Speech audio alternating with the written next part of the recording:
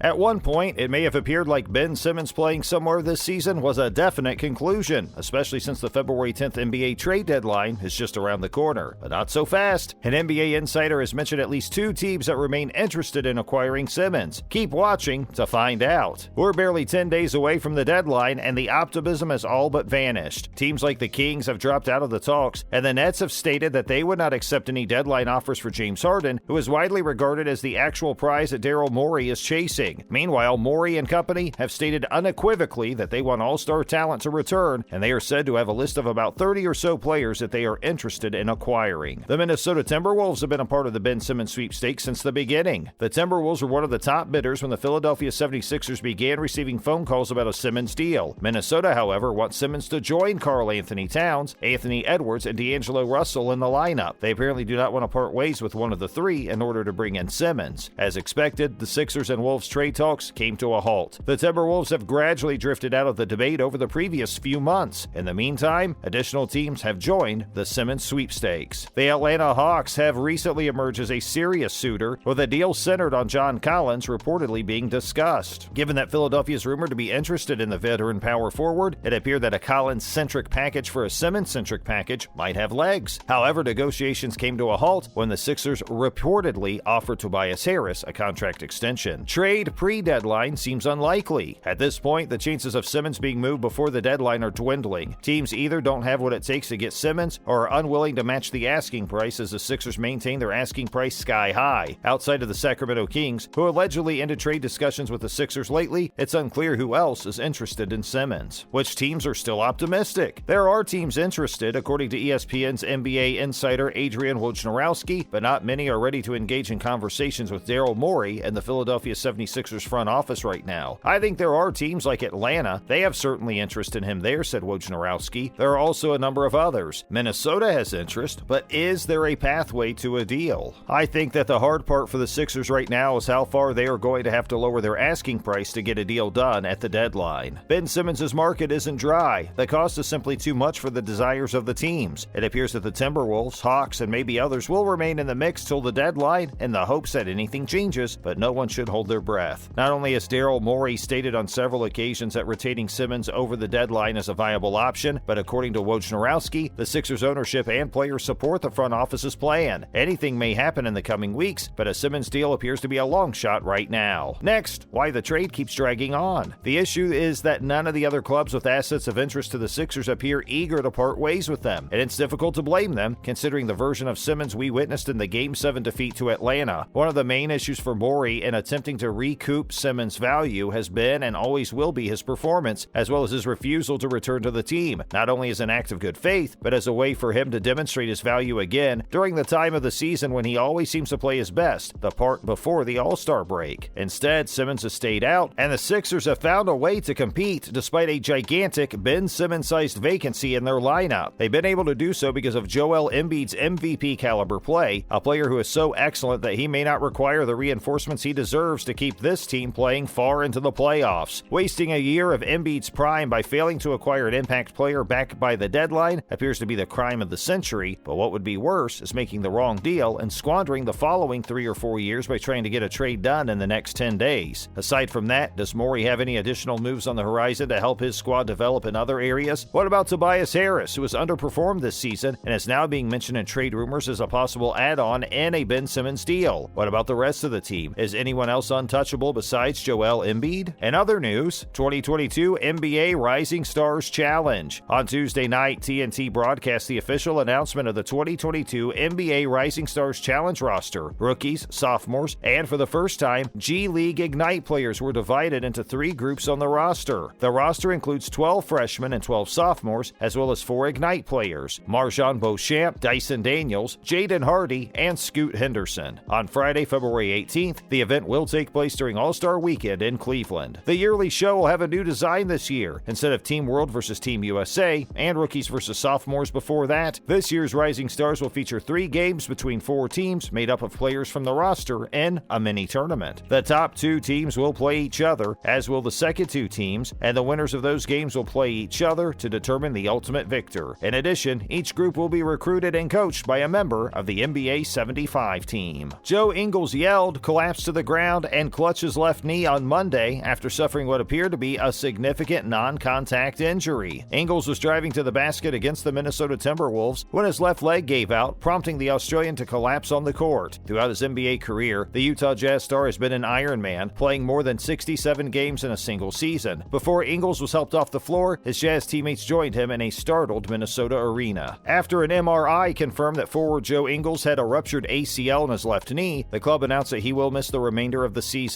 He suffered no more structural damage to his knee, and surgery to repair the injury will take place in the coming weeks. Ingles has been averaging 7.4 points per game, 2.9 rebounds, and 3.5 assists this season. He is in the last year of a 4-year, $52 million contract that he signed in 2017 and will become an unrestricted free agent this July. Utah is seeking for further playoff success after being defeated in the Western Conference semifinals, despite holding the top overall seed in 2021. In Detroit, the Pistons struggled in the first half, but recovered to defeat the fiery Cleveland Cavaliers 115-105. Detroit rookie guard Cade Cunningham's performance exemplified the Pistons' night. Cunningham ended with a triple-double of 19 points, 10 rebounds, and 10 assists as the host took the lead for the first time in the fourth quarter and held on for the victory. Sadiq Bey scored 31 points for the Pistons, who halted a 4-game losing run and ended Cleveland's 4-game winning streak. The Chicago Bulls overcame a sluggish start to defeat the Portland Trailblazers 130-116. Portland nailed 7 of their first 9 3-point tries, but Chicago clamped down on defense and clawed back for the win. Following a crushing setback in San Antonio, the Bulls bounced back with at least 20 points from all 3 of their All-Stars. Nikola Vucevic recorded his 26th double-double of the season, scoring 24 points and grabbing 14 rebounds. DeMar DeRozan added 23 points and 10 assists, while Zach LaVine scored 20 for the Bulls, who set a half game behind the Miami Heat atop the Eastern Conference. In Milwaukee, NBA MVP Nikola Jokic led the Denver Nuggets to a 136-100 victory over the reigning champion Bucks, scoring 18 points, grabbing 9 rebounds, and dishing out 15 assists. Former MVP Giannis Antetokounmpo, who scored 22 of his 29 points in the first half, was outmatched by Jokic. Despite Antetokounmpo's early heroics, the Nuggets led by 3 at the end of the first quarter and never looked back. Lastly, Phoenix Suns. On a day in which Atlanta rallied for their 7th straight win, the Phoenix Suns rallied from a 12-point third-quarter hole to beat San Antonio 115-110, extending their NBA winning run to 10 games. The lead changed hands 9 times in the fourth quarter, and the Suns trailed by 2 with 2:19 left before Devin Booker hit back-to-back three-pointers to put Phoenix up for good. The Suns were the first team in the league to reach 40 victories, increasing their NBA best record to 40-9. With 28 points, Booker led the way. Michael Bridges scored 26 points, while Chris Paul, the experienced point guard, had 20 points and 19 assists. The Spurs were led by Doug McDermott, who had 24 points, and Lonnie Walker IV, who came off the bench and contributed 22 points. And that's a wrap for this video. We'll see you in the next one.